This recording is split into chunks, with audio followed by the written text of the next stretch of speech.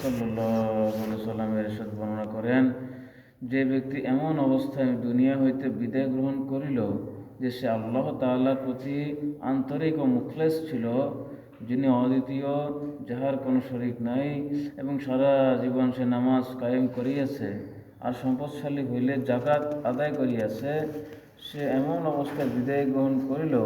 যে আল্লাহ তাআলা তার প্রতি সন্তুষ্ট। আমিন। মুখলিস হওয়ার অর্থ আন্তরিকভাবে আনুগত্য গ্রহণ করিয়াছে। হযরত আবু যর রাদিয়াল্লাহু তাআলা আনহু হতে বর্ণিত আছে যে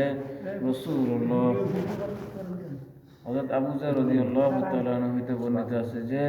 রাসূলুল্লাহ সাল্লাল্লাহু আলাইহি ওয়াসাল্লাম ইরশাদ করিয়াছেন, নিঃসন্দেহে ওই ব্যক্তি সফলতা লাভ করিয়াছে যে নিজের অন্তরকে ঈমানের জন্য খালেস করিয়াছে এবং নিজের অন্তরকে কুফর ও শিরিক হইতে পবিত্র করিয়াছে, নিজের জবানকে সত্যবাদী বলে রাখিয়াছে, নিজের নফসকে প্রশান্ত করিয়াছে, অর্থাৎ আল্লাহ তাআলার স্মরণ ও তাহার মর্জি মতো চলার দ্বারা নফস শান্তি লাভ করে, নিজের স্বভাবকে ঠিক রাখিয়াছে,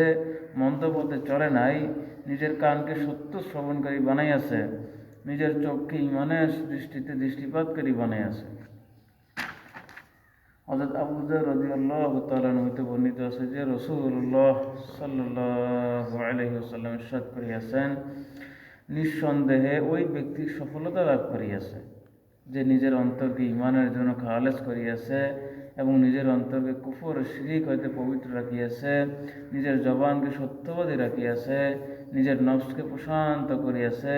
অর্থাৎ আল্লাহ তাআলার স্মরণ ও তাহার মর্জি মতো চলার দ্বারা নফস শান্তি লাভ করে,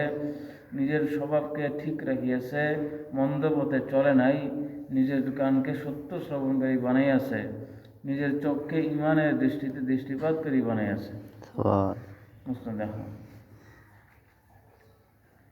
হযরত জাবের ইবনে আব্দুল্লাহ রাদিয়াল্লাহু তাআলা আনহু বলেন, আমি রাসূলুল্লাহ সাল্লাল্লাহু আলাইহি সাল্লামকে ইরশাদ করিতে শুনিয়াছি, যে ব্যক্তি আল্লাহ তাআলার সহিত এমন অবস্থায় মিলিত হইবে যে তাহার সহিত কাহাকেও শরীক করে নাই, সে জান্নাতে প্রবেশ করিবে। আর যে ব্যক্তি আল্লাহ তাআলার সহিত এমন অবস্থায় মিলিত হইবে যে সে তাহার সহিত কাহাকেও শরীক করিয়াছে, সে দোজখে প্রবেশ করিবে। হযরত জাবের ইবনে আব্দুল্লাহ রাদিয়াল্লাহু তাআলা আনহু বলেন, আমি রাসূলুল্লাহ সাল্লাল্লাহু আলাইহি সাল্লামকে ইরশাদ করিতে শুনিয়াছি, যে ব্যক্তি আল্লাহ তাআলার সহিত এমন অবস্থায় মিলিত হইবে যে তাহার সহিত কাহাকেও শরীক করে নাই, সে জান্নাতে প্রবেশ করিবে।